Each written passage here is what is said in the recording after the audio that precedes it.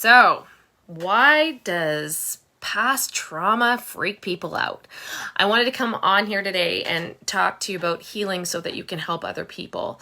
And if you don't think that you need to be healed, I'm going to give you a little bit of grace for a second, because people gave me some grace in my moments when I thought that I was just fine. And I want to ask you, is there something in the world that is going on right now that you are up in arms about, that you're upset about? Is there a person in your life that is driving you absolutely mad? Is there a family member, a coworker, a friend, a team member that you're like, oh, this person is driving me nuts? If you have that feeling, there is something in you that needs to heal. And I was just in my group Life Transformed talking to a trauma-informed life coach. She's awesome. And she talked about what we had to go through to become the people that we are to help other people heal. And so often, especially as women, we push it all down. Why is that? Why do we push it all down? We push it all down for a couple of reasons. Number one, that is generations of upbringing, generational trauma that have happened year after year after year, where we have been sold this story that our needs don't matter and that we need to please everybody around us to be likable, right? Not the truth. The other thing that we do is we self-sacrifice. We make everybody else a priority because we are people pleasers. We put our kids, our partners, our friends and family in front of our own beliefs, even if they don't authentically align with who we are. Why do we do that? Because we're still dealing with trauma and we're still trying to work through those things so that we can move forward. If you're learning something today and you want to learn more, click the subscribe button below, and I'd love to see you again. It's something that I talk about all the time because I don't believe that you'll ever get to your full capacity of who you want to become if you don't heal first. And so many people, they shove it down. They don't want to talk about it. They don't want to move through it. And then what happens? They get triggered. They have these moments where they're angry about something or they're hurt by somebody's silly comment, right? When that really has nothing to do with them at all. It's simply something that happened to them in their earlier life, usually in childhood, right? Usually it's something that happened in childhood that formed a false opinion of who you are, right? As kids, we're taught the difference between right and wrong. We're told no or yes. You either win or you lose, and there's no black and white, or there's no gray area. It's all black and white. But the truth is, we're all living our own experience. We're all living our own perspective. Any opinion that I have is a perspective that I have because of the life that I've lived before, because of the experience, because of my upbringing, because of my parents, because of my social circle, because of the people I surround myself with. Who I am today is hugely because I have been very cognizant of who I let into my life and who I want to be influenced by. And those things shift and change as you grow. Right? You might not be friends with people that you used to be friends with in high school. Why? Because you have grown or they have grown, and sometimes we don't grow at the same rate. Sometimes somebody grows and then the other person catches up later. Sometimes they never catch up at all, and that's okay. But we have to stop thinking that who we are can be put on the back burner.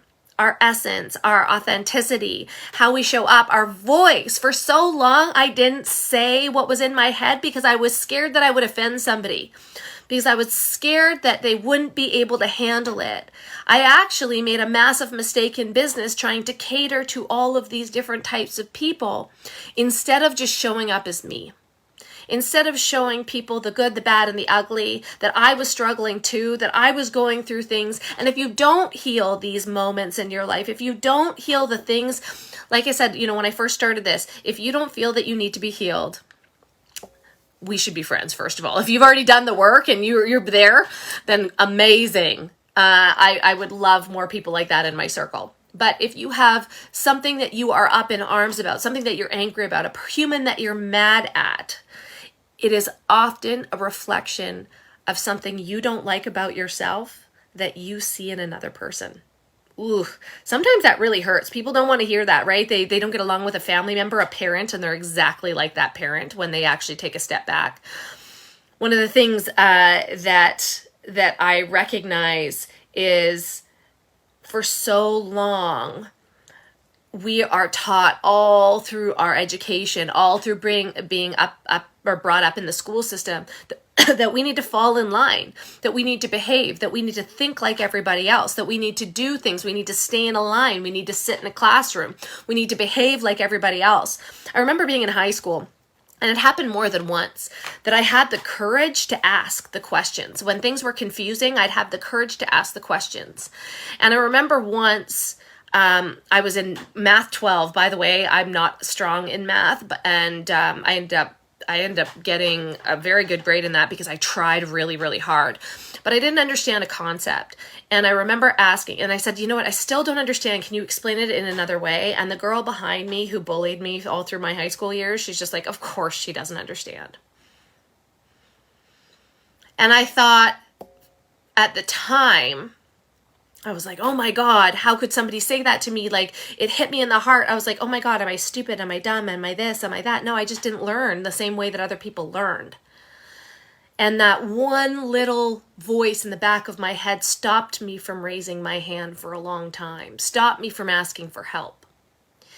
There was another circumstance where a teacher, I was in a science class, and this is going to sound crazy to you, but I'm going to just tell you anyways. So I went to school from grade 2 until grade 8. I went to Catholic school.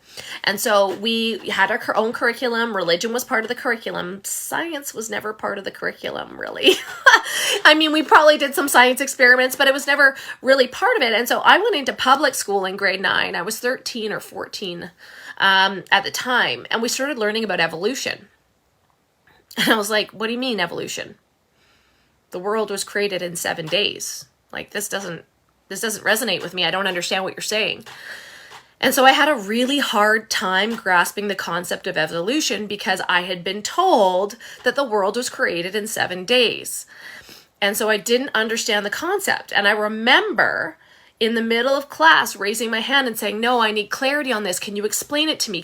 I'm changing fundamental beliefs in my brain. And I'm like, can you explain it to me? And he's like, he kind of brushed me off. And I said, look, I want to understand this. I don't get this shit, and you're not helping me. I got sent to the principal office that day. But everything in me was fighting for the underdog that didn't understand the concept. Do you want to know why? Because when I was a little kid, my dad expected the best.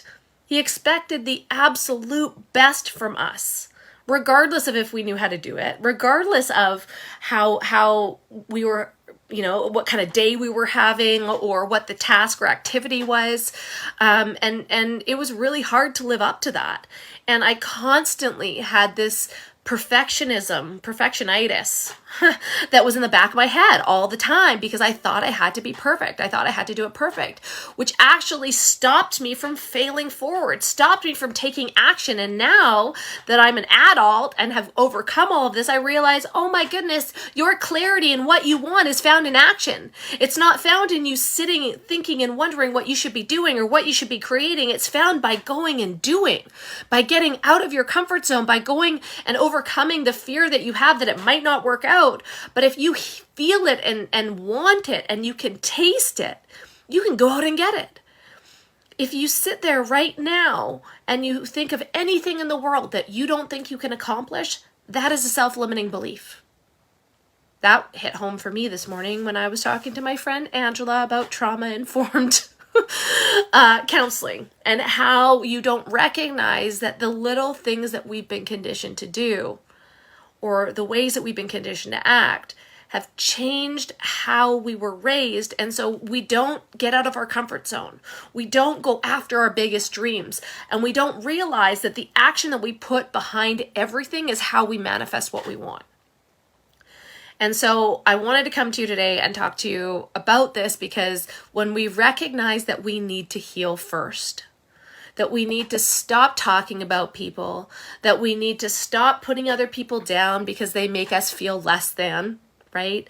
When we realize that really the only way to move forward is to go through it, to figure out why we feel this way, why we have stopped ourselves from being the greatest version of ourselves and held us back from experiencing joy in our lives.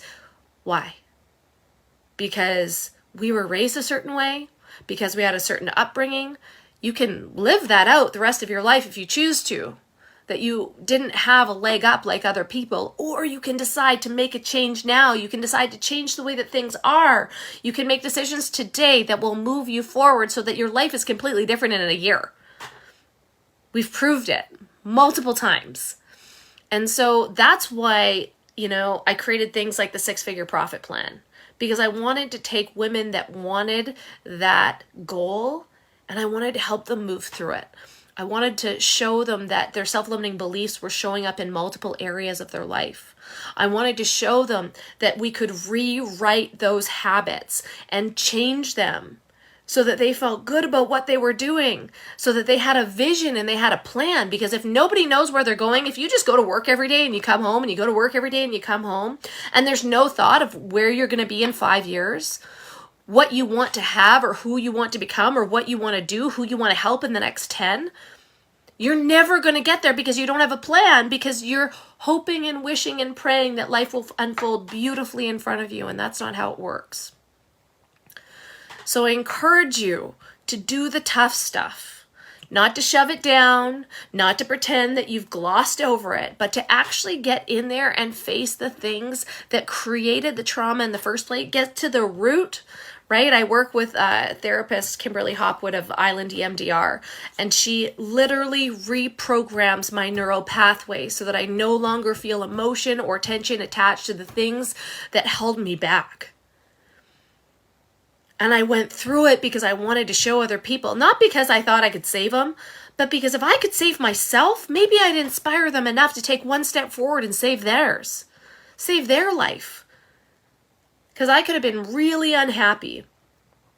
I could have spent my whole life muting who I am. I could have covered it up. I could have drank, used drugs, do all the things that took the pain away like some do. But I never would be able to experience the joy that I have today for building something that nobody can take from me. For overcoming the things that held me back for years. Everybody's journey is different, right? Whether it takes you 5 years or 30 years, whether it takes you a lifetime to change the way that you want to see the world and the way that your kids see the world and the next generation. Your ancestors have been waiting for you to break the generational curses that have gone through your family up until now, so that history doesn't repeat itself. That's what evolution is. And this is the collective consciousness that we as women are experiencing because our voices matter. We are enough. And we can create something phenomenal just from up here. I want to inspire you to surround yourself with people who encourage you to win. I want to encourage you to find mentors and coaches and people that raise you up and are doing what you want to do, are creating what you want to create so that you can learn from them and get through all of the mistakes faster by learning by their wisdom. I want to inspire you to do something different, to change everything so that you don't just live an average life, and so that you do something different to create something spectacular for you and your family, because you are worthy of that and so are your kids. You don't need to suffer this whole time. You just need to get around other people who believe in you. Aw, thanks, BJ. It's so nice to see you. Thanks, Rachel. You know, I feel so grateful for the company that I keep. The people that are around me that have the same beliefs and support and morals and values. The people that are striving for more, that want to be there for their kids, but also want to create an impact and help other people. You know, it was so beautiful last night. I put Izzy to bed and she wanted to talk to me, and she said, Mom, I kind of know what you do. You help other people, right? You help people. You help them make business. Like, you help them create a business. I said, yeah, that's what I do. And she's like, you do it so they, please pause. You do it so they can be at home with their kids. And I said, yes, that's why I do it, because being around you is so important to me. Spending time with you is so important to me. that I was willing to give up and change everything so that I could be a big part of your life. Many moms don't get to do that anymore. We don't have the freedom to do that because we have to work and we have to provide financially. We can't just have one person and put all that financial pressure on our partners, because that strain in our marriage is the number one cause of divorce. And we know that if we want to keep our family together, we have to do it as a team. But I was willing to change everything and show other moms that you can change everything so that you can be there for your kids. Because the sneaky superpower of being a stay-at-home mom is that your kids may not listen to everything that you say, but they are literally watching every single thing that you do. How you behave, how you treat other people, what you create, how you show up. Are you happy? Are you sad? Are you disappointed? Are you angry? Do you fail? Do you communicate? Do you love?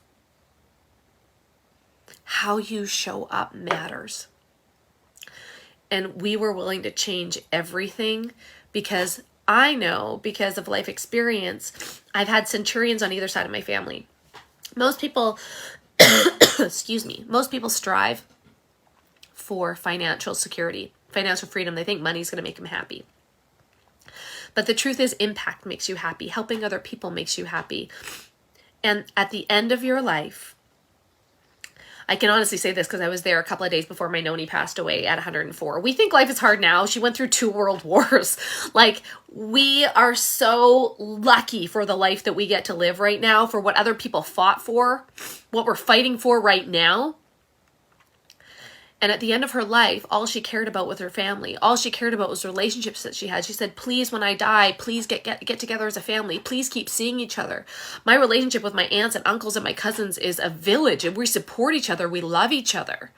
That was so important for me to create for my daughter. That support system in a world that is trying to divide us, so that she had love and support no matter what happened to me, what happened to my husband, that she would have a community of people that loved her. That's what's important. And so we were willing to change everything. And that's why I fight day in and day out to heal myself. So I'm a person that can be there to help others heal. And I had to be healed first. And I had to go through it. And I still work through it. It's a lifelong process. It's not something that happens overnight. But it's something that is really damn important. One that will change the way that you get to experience the rest of your years here.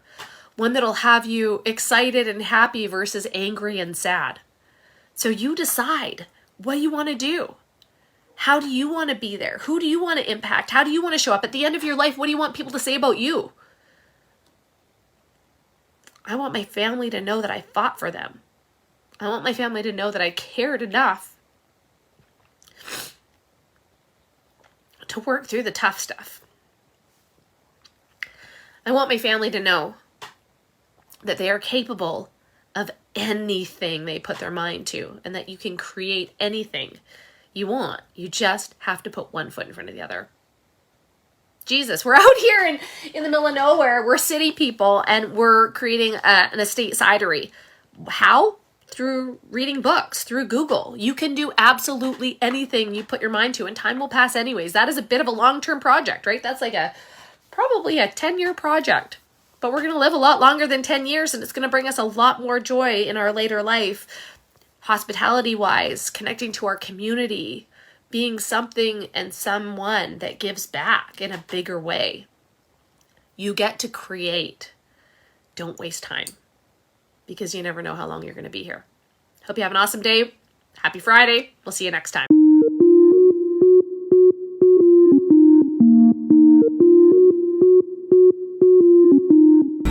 If you think this video can help a friend, make sure you share it.